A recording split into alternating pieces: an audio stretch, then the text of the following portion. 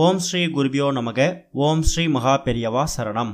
ஜூலை 2 செவ்வாய்க்கிழமை சக்தி வாய்ந்த ஆனி மாத கிருத்திகை. நீங்கள் குளிக்கக்கூடிய தண்ணீரில் இந்த ஒரு பொருளை மட்டும் 1 ஸ்பூன் சேர்த்து குளிச்சா போதும்.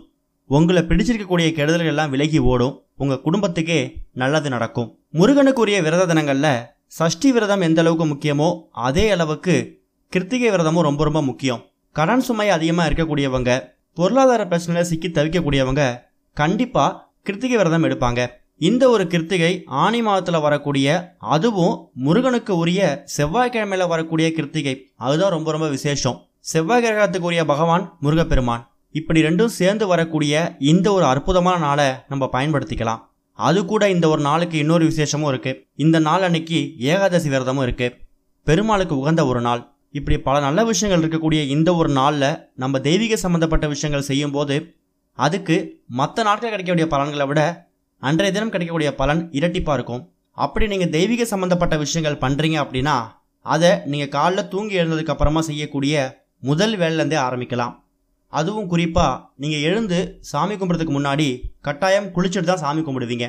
நாளைக்கு கிருத்திகை விரதம் இருக்கிறவங்க, கிருத்திகை வழிபாடு செய்கிறவங்க குளிக்கும்போது இப்போ நம்ம சொல்லக்கூடிய இந்த பொருட்களில் ஏதாவது ஒரு பொருளையோ இல்லை எல்லா பொருளையோ சேர்த்து கூட நீங்கள் குளிக்கக்கூடிய தண்ணியில் சேர்த்து நீங்கள் தலைக்கு குளிச்சுடுங்க. அதில் முதல் பொருள் என்ன அப்படின்னு கேட்டிங்கன்னா வாசனை மிகுந்த சந்தனம். முருகப்பெருமான் ஒரு சந்தன பிரியர். சந்தன அபிஷேகம்னா முருகருக்கு ரொம்ப பிடிக்கும்.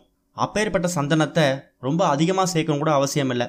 ஒரு துளி, ஒரு சிட்டிகை சும்மா கிள்ளி போட்டால் கூட போதும். நீங்கள் குளிக்கக்கூடிய தண்ணீரில் ஏற்கனவே ஒரு 5 நிமிஷத்துக்கு முன்னாடியே ஒரே ஒரு துளி சந்தனத்தை சேர்த்துருங்க. அடுத்து ஒரு வாசனை மிகுந்த பொருள் பன்னீர். இந்த ஒரு பன்னீரையும் நீங்கள் குளிக்கக்கூடிய தண்ணீரில் நாளைக்கு சேர்த்துக்கலாம்.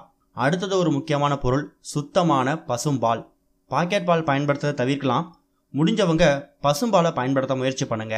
இப்போ சொல்லியிருக்கக்கூடிய இந்த 3 பொருட்கள்லையுமே தெய்வீக அம்சம் இருக்குது. கெடுதலை விளக்கக்கூடிய சக்தி இருக்குது. உங்கள்கிட்ட ஒரு எதிர்மறை சக்தி இருக்குது, ஒரு நெகட்டிவ் வைப்ரேஷன் இருக்குது அப்படின்னா அது எல்லாத்தையும் விரட்டக்கூடிய சக்தி இப்போ சொல்லக்கூடிய பொருட்களில் இருக்குது. ஏன்னா இந்த 3 பொருட்களும் தெய்வீக அம்சம் பொருந்திய பொருட்கள். அதுவும் குறிப்பாக முருகப்பெருமானுக்கு அபிஷேகத்துக்கு பயன்படுத்தக்கூடிய பொருட்கள். அப்படிப்பட்ட பொருட்களை நீங்கள் குளிக்கிற தண்ணீரில் நீங்கள் குளிக்கிறதுக்கு ஒரு 5 நிமிடத்துக்கு முன்னாடி சேர்த்துட்டு அதுக்கப்புறம் நீங்கள் தலைக்கு குளிச்சிங்கன்னா போதும். சின்னவங்கள்லேருந்து பெரியவங்க வரைக்கும் தாராளமாக யார் வேணாலும் இந்த பொருட்களை சேர்த்து கிருத்திகை அன்னைக்கு தாராளமாக குளிக்கலாம்.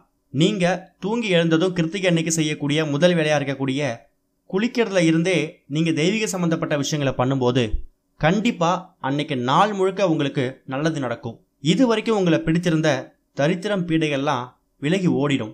பார்க்கறதுக்கு ரொம்ப எளிமையான விஷயமா இருக்கலாம், ஆனால் இது மூலமா கிடைக்கக்கூடிய பலன்கள் அப்படிங்கிறது ரொம்ப அபரிமிதமானது.